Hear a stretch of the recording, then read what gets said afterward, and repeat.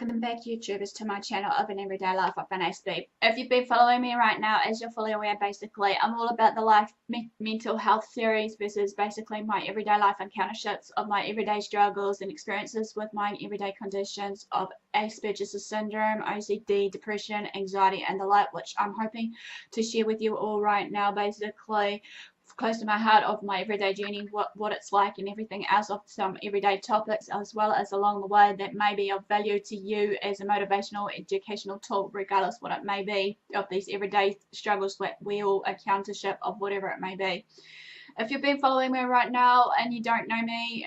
for the newbies, I'm AspieAnswersAll, and basically I'm here to share what I can with my knowledge and experience and know-how, basically on what I have encountered in my life versus my training versus just, you know, everyday life experiences, and hopefully some of this that you can take away maybe as an inspiration to you all, and hopefully maybe, as I said in one of my videos or many of my videos as such, that this will basically challenge you guys or inspire you to maybe share your life stories so that you know that you're not alone. Because at this point of time, I just, like I said many times before, would like to just,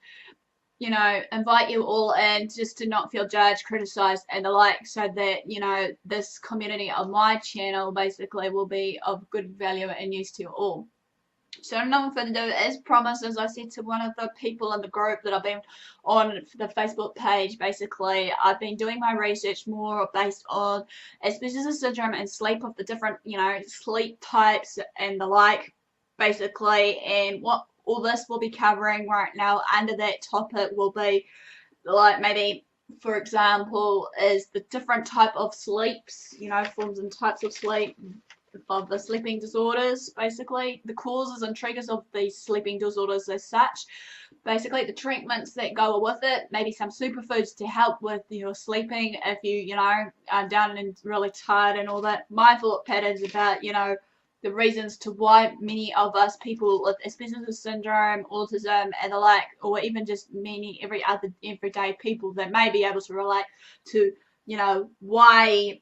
you know, we tend to have the tendency of not sleeping right, you know, and also basically maybe the last but not least on that part of the series of Aspergers syndrome, autism, and sleep is basically a little bit about me on my everyday life of, you know, what type of sleep I am, and that, you know, what will affect my sleep, you know, now and again, as well as maybe the last bit of it, the questioning about me, is what happens if I don't sleep, you know, the three main important questions that many people may be thinking to ask me. So no further ado, basically this one's going to be the first part of the series, which is in this Aspergers and Autism series, which I want to sleep, I'm going to title it as, and hopefully you'll enjoy these series and it will be educational. So let's begin. As we know, there are many reasons behind why many people, not just us in the spectrum, have the tendency not know to why we not be able to sleep or have sleeping problems, shall we say. Yet people with Aspergers syndrome, as I said, may be able to relate one way or another in this day and age of this kind of clinical problem of us not sleeping right. You know, everyone will encounter certain, as I said before, mental health issues versus the physical issues or what have you, that does, you know, withhold us back to our everyday encounters of what we go through. But what I have realized, though, one way or another, has been clinically researched by medical experts, that people with Aspergers syndrome, basically autism and the like, basically has also been clinically proven that basically, you know, what I've researched basically on this is like the different parts of the brain that, you know, do different functions. So therefore what I'm saying is here, like one part of the brain is the cerebellum, which is the major part of the brain. However, obviously for this though, as we know, this is the thinking part of the brain, as well as controlling the voluntary muscles, which is the muscles that we want it to interact with us in our everyday, you know, life of what we want to do when we want them to move. So the function of the cerebellum, before I get into, you know, the reasons to why, you know, people with Aspergers syndrome, autism, and the like will encounter these sleeping problems are, okay, when you're thinking too hard or overworking or analyzing, which is like many of us, you know, Aspies and autistic are like holistic, what have you, maybe, and everyday people have everyday conscious thoughts of going on in a state of overdrive, like a little monkey up there, imagine, you know, typing away sort of messages in the brain, you know, and we're constantly thinking over certain things, you know. This is due to that part of our brain, of the cerebellum, which is, funnily enough, the functions of this, however, is problem solving, figuring out how to play maybe a type video game, and even though we get so frustrated, for example, that, you know, it's the core that, you know, it may be so complex that, you know, we need to, you know, release those thinking habits of ours. Drawing a picture, as well as short and long-term memory. Also, with saying that, though, basically how I've looked at it when I've been doing my, you know, studies back in the day in tech and just, you know, school in general, they've also said that basically with the cerebellum being the biggest part of the brain, we can use it for our state of mind of imagination, photographic memory, being able to recall facts and figures of what happened in the past and the present, you know, certain things that sometimes it's kind of amazing that some people will challenge me and say, oh, how do you manage to recall everything that's so traumatic in the past, Karen, and all that? But it's just how our mind works, apparently, and sometimes trauma plays a key part in it, you know. Cerebrum also is split into two halves, however, on the left and right side of the brain. So, therefore, the right side of the brain basically helps us with the thinking about the things, which is the abstractions of it. You know, obviously, for example, for this to get you in a clearer picture here of what I'm saying is maybe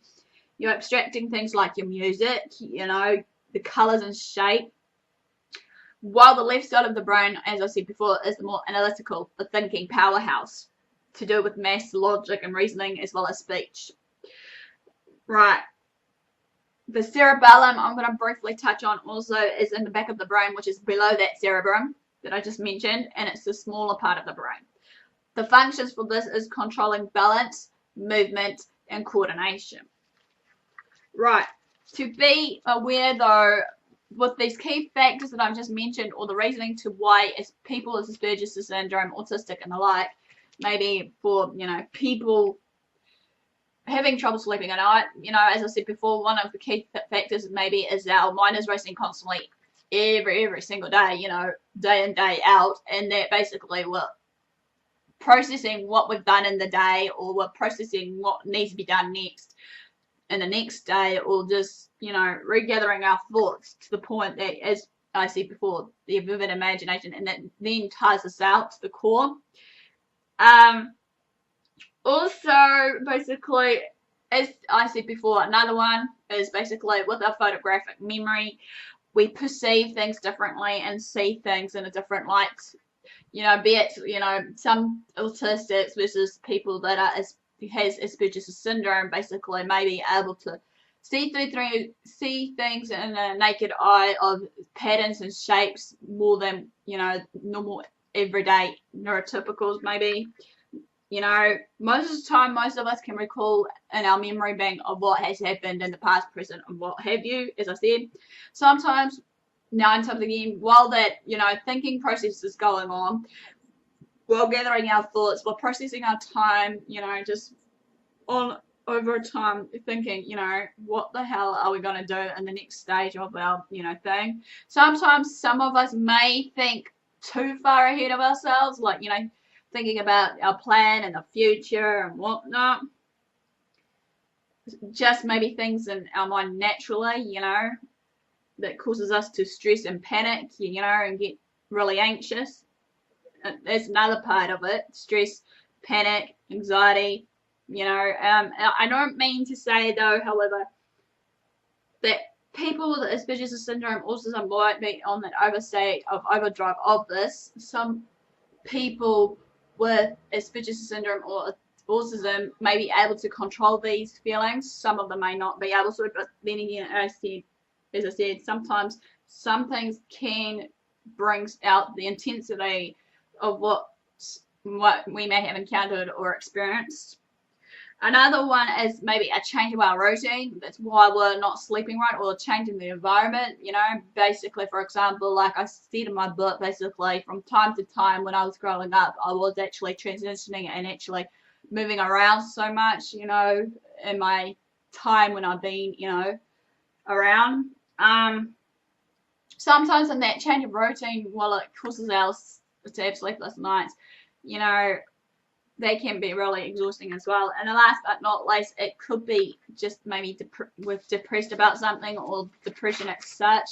basically. And yeah, that's about it I can think of right now on this. But in all for you guys, basically, this ends the first part of the